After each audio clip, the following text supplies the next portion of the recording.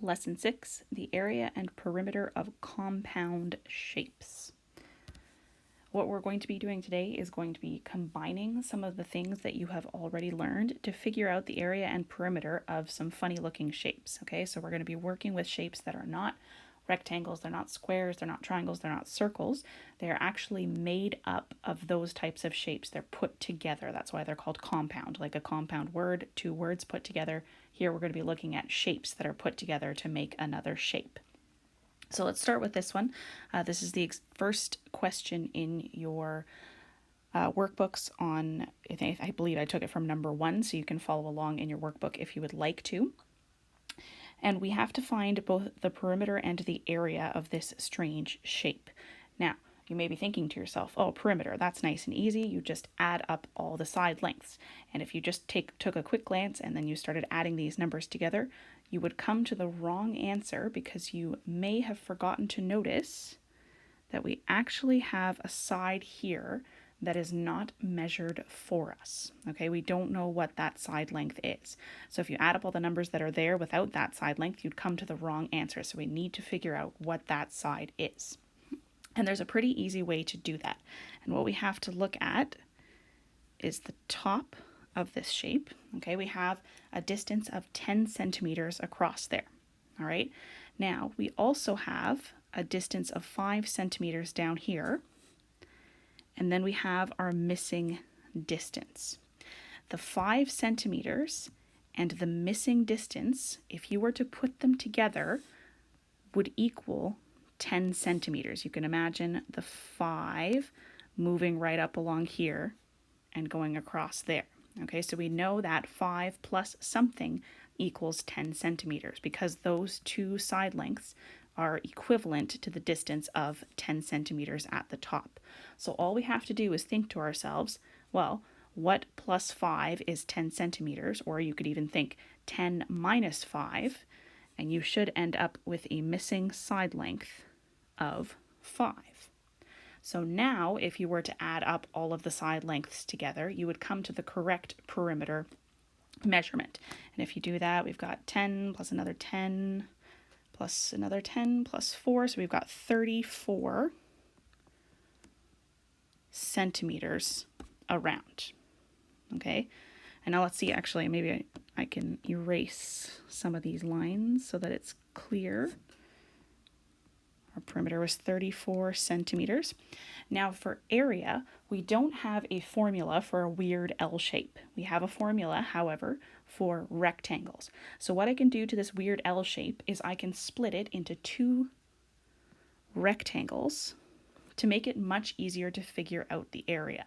So now what I'm going to do is I'm going to figure out the area of this rectangle down here. We know how to do that. Area equals base times height. All I have to do is 5 times 4, and I come up with an area of this section of the shape, 20 centimeters squared. I can do the same thing with the rectangle that is now on the top. 10 times 3, base times height. I end up with 30 centimeters squared. And then all you have to do to find the total area is to add those two together. So you come up with an area of 50 centimeters squared in total. So what you have to do with these weird shapes is think to yourself, where can I split them, or what could I do to split them into shapes that make my figuring of the area easier? Now you could have split your shape here and then had this as a rectangle and this as a rectangle. You would end up with the same answer. You just would be multiplying different numbers together. You'd be doing 5 times 7 for this rectangle, and then you would be doing 5 times 3 for this rectangle, but you'll come up with the same answer no matter where you split it, as long as you're splitting it into rectangles.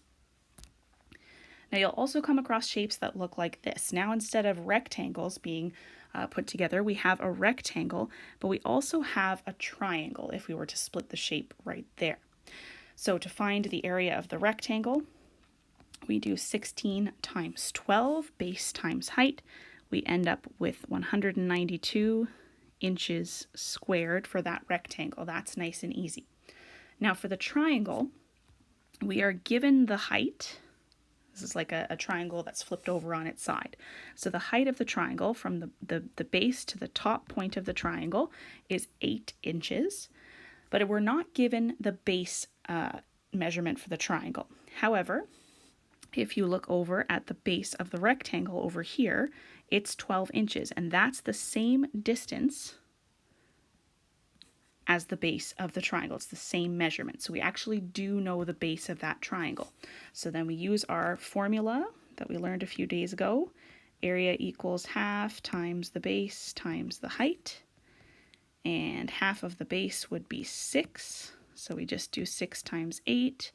We get an area of 48 for that triangle.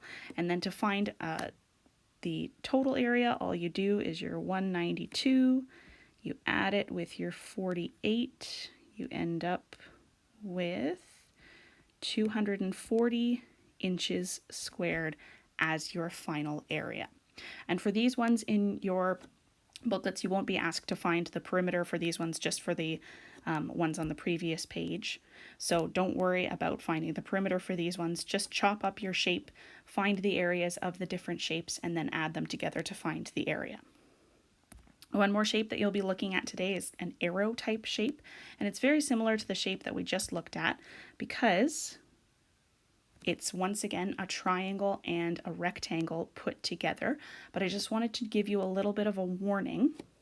So last time we know the height, right? The height is given to us, and we used the measurement of the rectangle to give us the base. The problem with that, with this one, put a big X over it because that's not true, is that the base actually is a little bit longer than that. You'll notice that I have given you some measurements over here. The base of the triangle is not 4. You have to do 4 plus 2 plus 2 to get the base. Okay, so just a word of warning for that. Don't just automatically assume that it is the measurement of the rectangle. And then as long as you think to yourself, you're chopping up your shape into shapes that are manageable, you should be able to calculate the total area of those shapes. So good luck with that, and let me know if you have any questions or if you need any help. This is a little bit trickier than what we've been doing, so please call me if you need me.